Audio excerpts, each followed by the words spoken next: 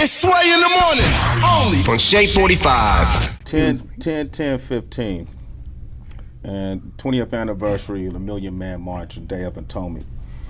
You know, and I remember 20 years ago I was fighting to come to D.C. and be a part of that Million Man March. I remember the 10-year anniversary as well. You know, one of the things I always admired about you, you know, even to this day, one of the things from your past that a lot of people that's attached to Minister Louis Farrakhan's legacy is your relationship, and you spoke about him earlier with Brother Malcolm. You know, and a lot of folks, I even asked folks today, what would you have me ask him if you had a chance to talk? And the majority of people ask about your relationship with the Brother Malcolm. And what's happened since. People don't really know what happened since his death and your relationship with his family. They didn't see the Mike Wallace interview. You know, they didn't know about you meeting with Betty Shabazz. Can you clarify what's your... Of course. Yeah. Well, first, Brother Malcolm was my mentor.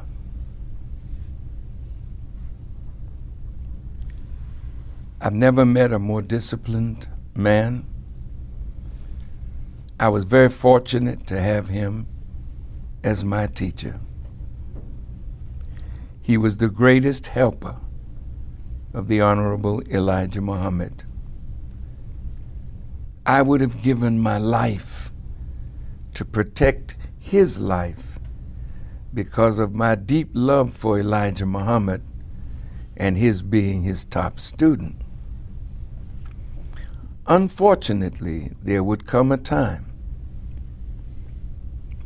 when he would break ranks with the nation and break ranks with the Honorable Elijah Muhammad over an aspect of Mr. Muhammad's personal life. Before that happened, if you remember when John Kennedy was murdered, I don't know whether you know this, but Elijah Muhammad instructed all his ministers not to say anything about the assassination of President Kennedy. Brother Malcolm was speaking at the Manhattan Center, and he got through the lecture perfectly, but he had a question and answer period, and a man from the New York Times asked him a question concerning President Kennedy. And he made a statement that was true. It was a case of the chickens coming home to roost. However, he disobeyed the direction of the teacher. The next day, the newspapers said, Malcolm rejoices, in words, over the assassination of Kennedy. Now, we have many believers in prisons all over America under white Catholic gods. Persecution began because they loved Kennedy. Malcolm was exposing Kennedy, not telling lies, telling truth. But that violation of the instructions of his teacher caused the teacher to silence him. During that period of silence, I was invited to New York to speak on a particular Sunday as other ministers were coming in. And Malcolm came and met me and took me to his home on 2311 97th Street. And during the dinner, Betty brought the dinner in. Malcolm began to tell me about my teacher's personal life. And after he finished, he said, now, brother, I could get these sisters on the telephone and trick them and make them tell you that what I'm telling you is true. I said, no, brother, you don't have to do that. When he took me back to the airport, he said to me, brother, now I don't want you to tell anybody what I've told you. I said, no, I'm not going to tell anybody but the Honorable Elijah Muhammad. And I saw his shoulder jump. I went back to Boston. I couldn't sleep. Because sometimes when you learn information that you didn't know, that has a tendency to shake your faith some, Yeah. it keeps you up. I could not sleep that night, and 5 o'clock the next morning, as that's our time for prayer, Brother Malcolm called me. He said, Brother Lewis,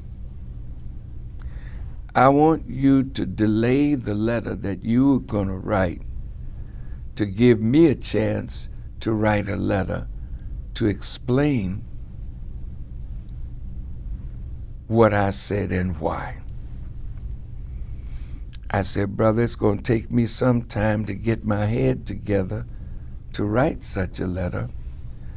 So if you can get your letter off in that time, fine. I do not want to be put in between two powerful men. He said, well, there's only one powerful man. I said, I'm aware of that, but I'm also aware that your relationship with me and mine with you and him would be troubled. Malcolm wrote his letter, and mine came after his letter, and he was summoned to Arizona to answer his teacher. Now, that was a very difficult period in the nation's life because most of you have girlfriends that you don't legitimize them as wives. I'm not talking to you personally, but most men have women on the side, but they don't accept the responsibility of procreation. Elijah Muhammad married these women. They produced for him children. Now, what you don't know, and you're going to have to face it, women are outnumbering men today from 7 to 11 to 1. And women today lose as a commodity because there's more than the demand. The demand is on the man because he's less, she's more in terms of numbers. So women are played. But one day, we're going to have to think over what polygamy is. It's not the best solution, but when Prophet Muhammad, peace be upon him, went to war, many men lost their lives and left their wives and their children sometimes as orphans. So the Quran permitted the Muslim male to have up to 4 wives. Under that circumstance, Elijah Muhammad taught us against fornication and adultery. So naturally, if he is taking wives, all of us that follow him, that had girlfriends before we met him, it might trigger us to go back into fornication and adultery. I defended Elijah Muhammad. I did not defend Malcolm. I was angry with him because Elijah Muhammad took Brother Malcolm from prison. A brilliant man, potentially, but doing criminal things.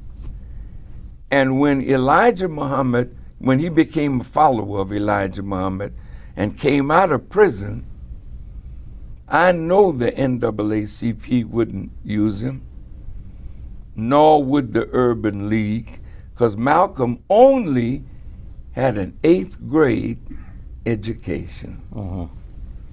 But after Elijah Muhammad taught him, that man became a giant.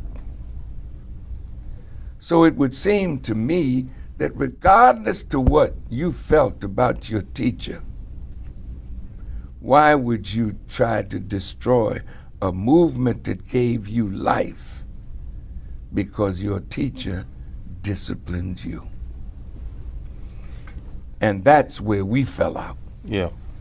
But those actions question his faith, though, right? Yes. Okay. And naturally, then, when your faith is shaken, you do what you think you should do. But most of the people don't know that Malcolm tried to get back into the nation before he was assassinated. Really? So why would he come back? If your faith was broken, why would you come back? It's because he realized the nation made Malcolm, and Malcolm helped to make the nation. And 1 year, 2 years outside of the nation, he was wandering, not quite sure where he wanted to go. He was a black nationalist, and then he became an Orthodox Muslim. We fell out. And I can't take that back. Because he taught me how to defend my teacher. And I went to him and showed him what I knew and found in the Quran about the domestic life of my teacher. And Malcolm said to me, I already know that, brother. You can't handle that. I'll handle that. Fine. But he mishandled it. And he made the teacher to look bad when he could have defended the teacher just by using the knowledge of the Quran. So, unfortunately, it led to a back and forth. Like a husband and wife break apart, the children are watching a drama. And sometimes the drama gets so tense that one parent will attack another parent to get the children on their side and vice versa. That's the decision that I had to make over a man that inspired my Islamic life and the teacher of my Islamic life. I could not follow Brother Malcolm. I had to follow the teacher who taught us both. Time and circumstances now brought my brother to an assassination. There's a hell of a climate. You can't leave the FBI out of this. You can't leave the U.S. government out of this. They plotted to divide Malcolm from his teacher and create the circumstances that led to his assassination. And in the Freedom of Information Act, you can find all of this that the government was involved in. Malcolm went to Egypt and was poisoned in Egypt. We were not there. When he went to France, and France wouldn't let him in, he took the money of de Gaulle that had de Gaulle's picture on it and threw it on the ground. He knew that de Gaulle did not want him assassinated on French soil. We're not over there. It's bigger than the Nation of Islam. We had differences, yes. And some from the nation were charged with killing him and did 26 years to life, and they were innocent. The one that was guilty did the time, and then he came out and he named all those who were involved in that action with himself. These are records that you can get there in the court with Kunstler and others. Now I want to say this in closing this, Betty, of course, and I, we were at odds. But then the FBI came to my door and told me that we're going to announce somebody is trying to assassinate you, Farrakhan. And we're going to make the announcement at 11 o'clock or something. When the announcement came out, they said it was Qubilah Shabazz who had paid some little white boy a little bit of money, and he was to assassinate Louis Farrakhan. Now these are things you can get, it's public record. Yeah. I didn't let the FBI put that mess over on me and on us. We had a press conference, and I took the side of Qubilah and Betty that they were set up to create a problem between the nationalist community and the Nation of Islam. So Betty and I then stood together, and at the Apollo Theater, we raised money to help Qubilah out of that situation, and finally the government dropped the case. And now they're not going to tell you what Farrakhan did to start to bridge that gap. That night at the Apollo Theater, I used the term Brother Malcolm. And Betty said, I hope that you will continue to see him as Brother Malcolm, something like that. And when you hear me talk, mention his name, I say Brother Malcolm. Time heals wounds. There are some wounds that time won't heal, but I know that time will heal this wound, because now there's Qubilah, there's Alyasha, there are the twins. That's a beautiful family. And you think about Malik Shabazz or Malcolm Shabazz, the only male member that represents Malcolm X, killed in Mexico. The FBI arrested that brother because he was going to Iran to a conference. The government has never stopped trying to harm both the nation and the Shabazz family. So today, I don't say that we're friends, but I do say that we're better than we were 20 years ago.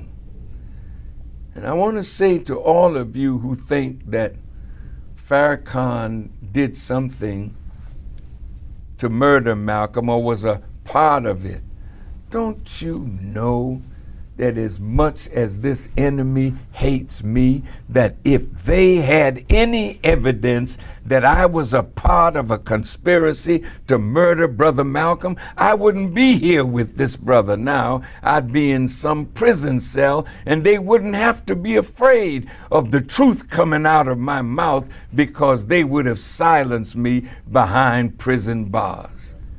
So, you know, I have nothing to do with that. And I would hope that you would be intelligent enough to know that the enemy is still working. Today, Louis Farrakhan is the voice that Malcolm was. Do you think they don't want me silenced?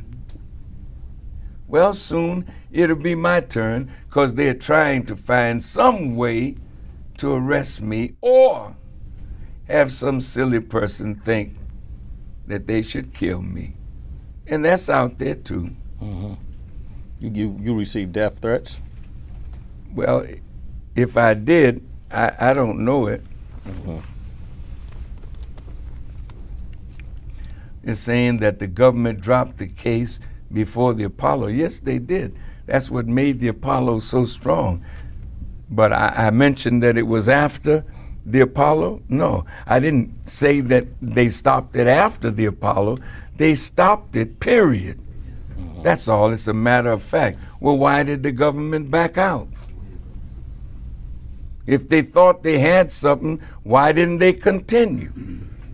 See, because we didn't play into the plot. And that's why they lost. So I'm saying this to you, brother. It's a question that I don't mind answering, you know. But no matter what mistake I believe Malcolm made, he died that I might live. Because he made a mistake that I learned from. When I split with Wallace D. Muhammad, you never heard me say one negative word about that man. Because they were the institution, I was just an individual. But Allah has made me an institution now. So, in the end, I'll be the winner. I don't care what the government says. I'm the winner now, and I'll be the winner in the end. And you know what? I call him Brother Malcolm because even though he's dead, he's bringing more people to Islam in death than some of these living ones cannot do. And the thing that has made Malcolm, it's not an accident. Did you ever read the 11 daily newspapers after Brother Malcolm was assassinated? No, I didn't read them. Did you know that every paper in New York rejoiced at the murder of Brother Malcolm? Go back and look. They tried to make a movie on Brother Malcolm, and members of the Jewish community would not finance it or let it come out. Did you know that Brother Malcolm was by the ADL the #1 anti-Semite when he was killed? Did you know that? No, I didn't know that. Did you know that that's what I am now to them? Do they love me? No, I'm asking you a question. No, sir. Why don't they love me? Because I exposed them. That's right. Malcolm exposed them as the architects of all the civil rights organizations. They were behind them, giving them money. And you know what the theme was? Non-economic liberalism. That none of these organizations, CORE, SNCC, NAACP could involve themselves in economic development, because economic development would take money out of the hands of the Jewish people that funded civil rights. Man, you got to look deep at what's going on today. Don't be no surface people. But we are the winners. It's Sway in the morning, only On Shea 45.